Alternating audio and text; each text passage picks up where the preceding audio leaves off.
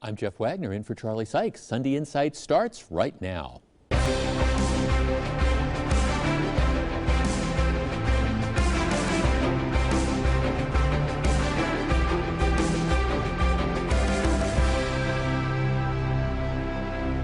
Well, good morning. Welcome to Sunday Insight. In the week that was, President Obama came to Milwaukee on Thursday to congratulate the city for winning the contest to see which city could sign up the most people for Obamacare. Might I suggest that the next contest reward the municipality that gets the most people off entitlement programs? A lawsuit filed by Milwaukee County Board Chairman Theo Lipscomb against County Executive Chris Abele was tossed out this week on procedural grounds. Among other things, Lipscomb wanted the power to order Abele to appear at county board meetings. Hasn't he heard of a little thing called cruel and unusual punishment? And now he can officially buy and not rent. UW has formally decided to make interim men's basketball coach Greg Gard the permanent coach. Per university rules, the job had to be posted, but I doubt anybody's application other than Gard's got too much attention. Well, first this morning, Super Tuesday has come and gone, and the presidential race is becoming clearer. Democrat voters didn't feel the burn and handed Hillary Clinton a series of huge victories. On the Republican side, Donald Trump continued to win primaries, but also lost a handful of states. Finding almost no support, Ben Carson has now dropped out, leaving 4 remaining candidates. The focus now switches to 9 days from now, when winner-take-all primaries are held in Florida and Ohio. After that, candidates come to Wisconsin for our April 5th election. Will Wisconsin still matter on April 5th, or will the respective presidential nominees have it all locked up? How might the presidential race affect the nonpartisan races on the ballot? Is Wisconsin Trump country, or might we be a firewall that slows his momentum down? Inquiring minds want to know. Oh, joining me on our panel this morning, Tracy Johnson of the Commercial Realtors Association, State Senator Alberta Darling, State Representative Joe Sanfelippo, and State Representative Jim Ott. Alberta, let's start with you.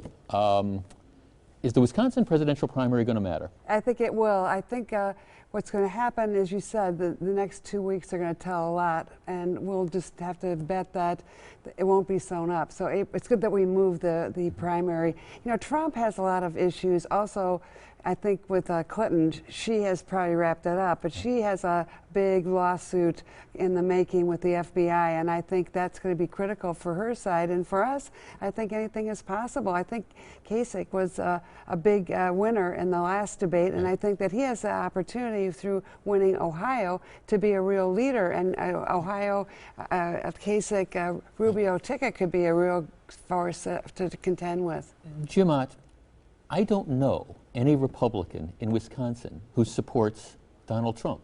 I mean, I understand nationwide in these different states he's getting 35% of the vote. I don't know anybody who supports him. I mean, do you? Is this Trump country?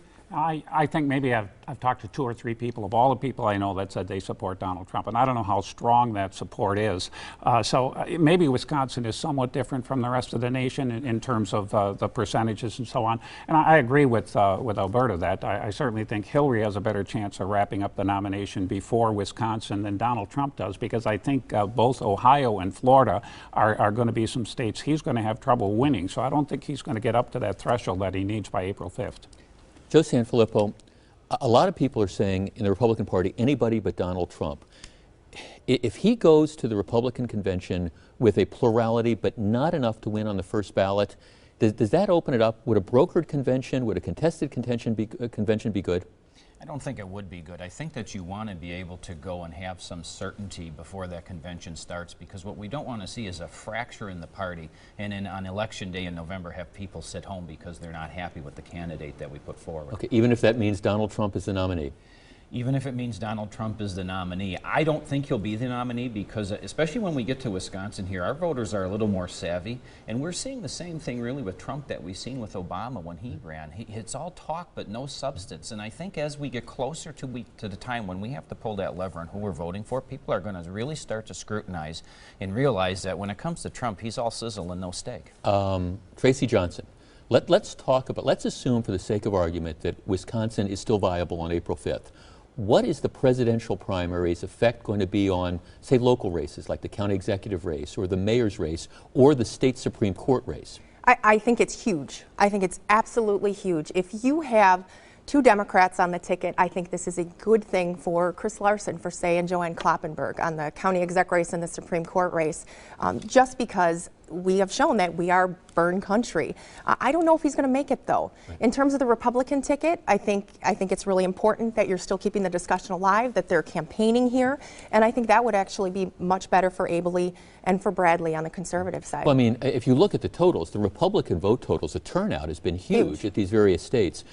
Conventional wisdom is, if that's still the case, it's going to benefit Rebecca Bradley probably in her race against Joanne Kloppenberg. Do you buy that? I buy it 100%. And unlike Representative Ott, I know a lot of people who are just saying, it's going to be Trump. I have to get my head around Trump, and he's the non-establishment candidate. Where are you finding these people? You know, I mean, really. You know, don't underestimate Trump, honestly. I think there are a lot of people who think he's speaking for them. They feel disenfranchised. They feel like Washington's not representing them. And he's very calculated. He's a very smart man. He's not a goof. And I think he has calculated that he's talking to people who feel like they want somebody to represent them. He says things that people want to hear, but in reality, are those things really going to happen? He said the other day, we're going to change the libel laws so they can get money from the New York Times. I mean, is that really going to happen? Well, that almost doesn't matter, because people just want to believe that somebody is going to represent them. Yes. We're going to kill the family members of people who become terrorists. I mean, it's crazy, but we're going to see whether Wisconsin is Trump country. What has your glass half full and what has your glass half empty? Let's go around the table. Tracy Johnson. My glass is half full because while the most recent jobs report shows that overall numbers were up over 200,000 jobs in February, easing concerns that we'll dip back into recession, my glass is half empty because manufacturing saw more than 16,000 jobs lost, one of the biggest decline in the least recent years. Senator Darling. I'm with Tracy. Wisconsin added more than 30,000 private sector jobs from September to this September, and that's a 10% increase. Over the previous period, my glass is half empty because the global economy is very unsteady, and we're a part of that global economy. Representative Sanfelippo. My glass is half empty because of the heroin epidemic that is sweeping our nation and the state. Overdose deaths in our country caused by opioid and heroin abuse have quadrupled since 2000. My glass is half full because the Republicans in the state legislature, led by Representative Nygren and Senator Darling, have taken great strides the past two sessions to combat this abuse by passing a number of bills as part of the bipartisan HOPE, Heroin Opiate Prevention Education Agenda. Jim Ott. I agree with all those glasses, but my glass is half full because, actually half empty, because a warm winter meant a short ice fishing season in southern Wisconsin. My glass is overflowing because that means a longer open water fishing season. The Badgers basketball team is winning and the Brewers are back on the radio. It's a great time of the year. My glass is half full because mainstream Republicans are finally waking up to the fact that Donald Trump may be hijacking the nominating process in the party itself. It's half empty because this realization might have come too late. Our Sunday Insight Countdown shows we're 2 days away from primaries in Idaho, Michigan, and Mississippi. Ohio, Florida, Illinois, Missouri, and South Carolina have their primaries in 9 days, and the Wisconsin primary is 30 days away. We'll be right back.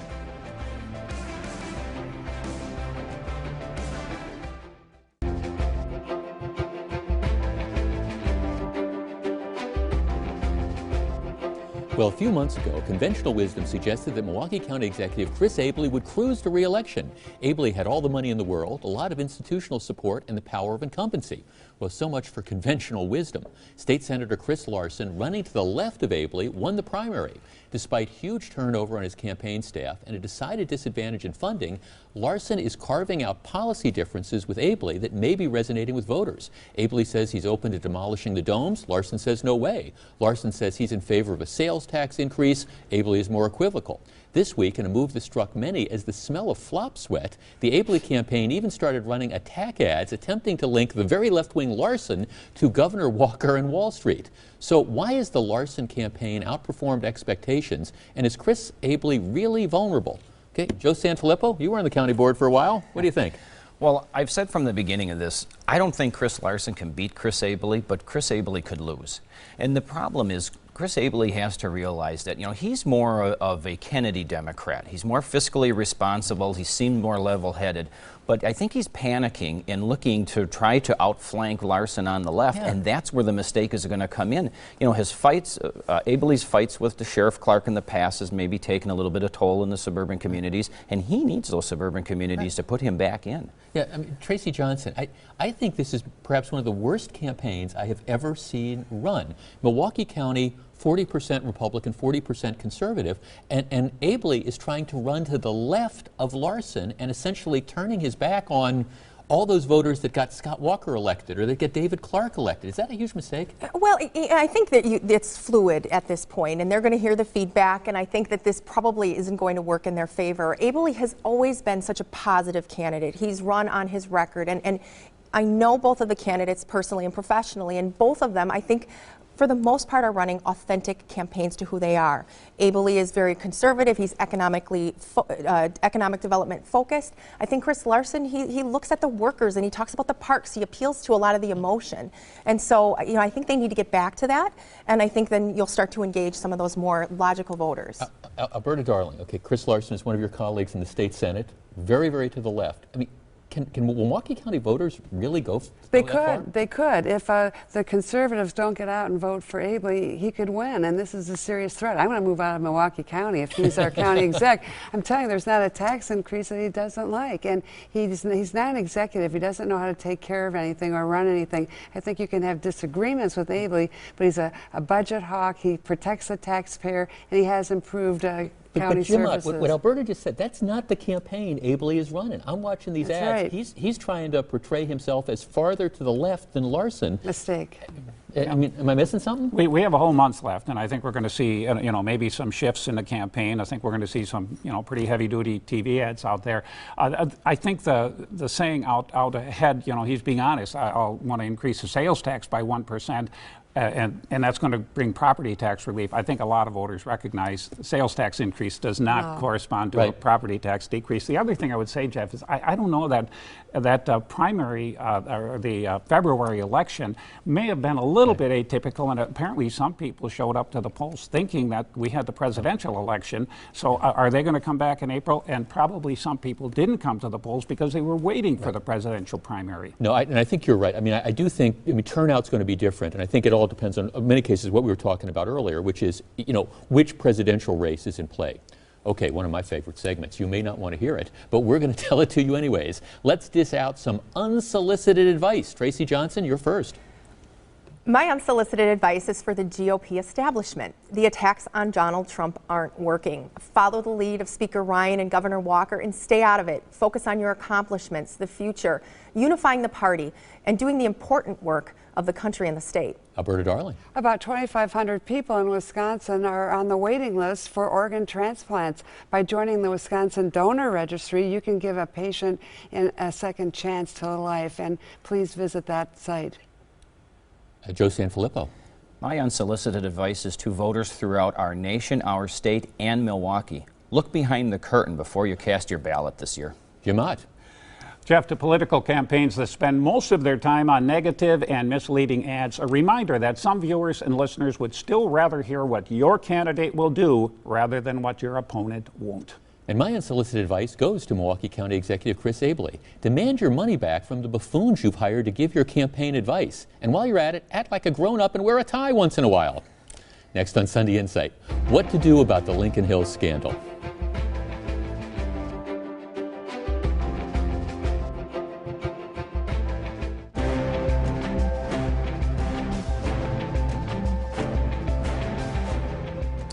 Well, a few years ago, the state closed various juvenile detention facilities, including Ethan Allen in Wales, in favor of one secure facility for boys and one for girls. The boys' facility at Lincoln Hills in the north central part of the state is now the subject of various investigations. Several staff members have resigned or been fired, and some counties say they're not going to send juvenile offenders to the facility. The problem is that Lincoln Hills houses the worst of the worst, and that Milwaukee County, for example, may be ill-equipped to house the type of juvenile criminals that are currently being sent to Lincoln Hills. So should Lincoln Hills be closed down, and should the state provide Milwaukee with more funding to help keep these dangerous kids off the street? Jim Ott. Well, I'll tell you, just closing it down, you can't do that because you got to put these offenders someplace. Right. And there's some very serious offenders housed there. Obviously, they've had some staffing problems, and that should be investigated. And if you need new staff, if you need new administration in the facility, fine. And maybe if you need to reopen Ethan Allen, so we have a couple of facilities, but just to simply close it down, you got to have a plan B.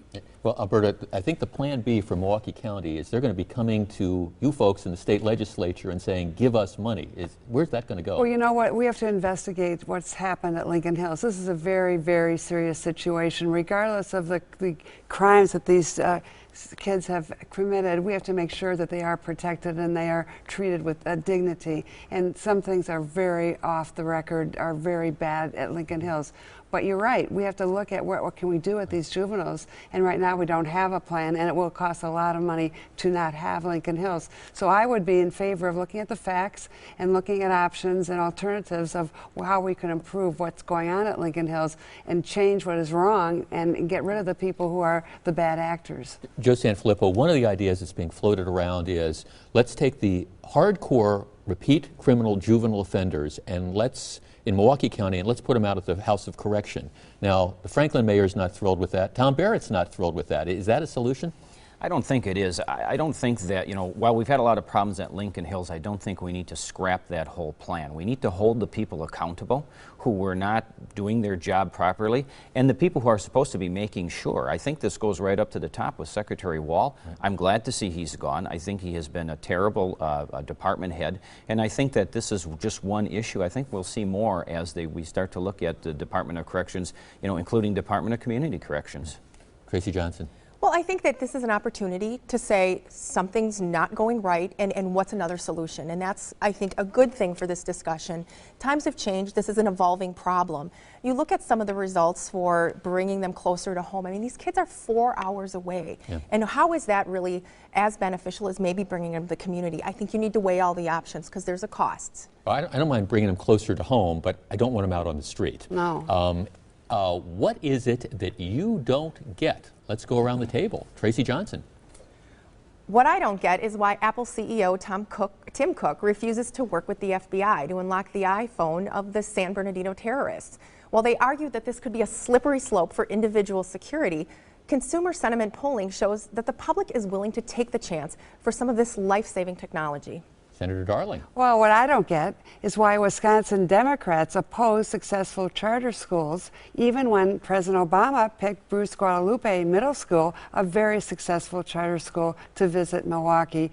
The great options he had in the city, he picked a charter school. That's a good sign. Democrats, wake up. What an interesting question. Joe Sanfelippo. What I don't get is why many of the same people who criticized Obama followers 8 years ago for buying into 3 little words, hope and change, are now flocking to a guy because of 4 little words. It will be really huge.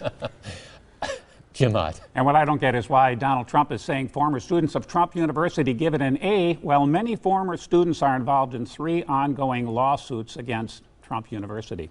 What I don't get is why the Catholic Archdiocese in St. Louis is trying to get people to stop buying Girl Scout cookies from local scouts because the national organization has a position on certain social issues. I mean, doesn't the church have enough on its plate without going after Thin Mints and peanut butter patties? Next on Sunday Insight, our panel picks the winners and losers of the week. First, though, here's your morning news update.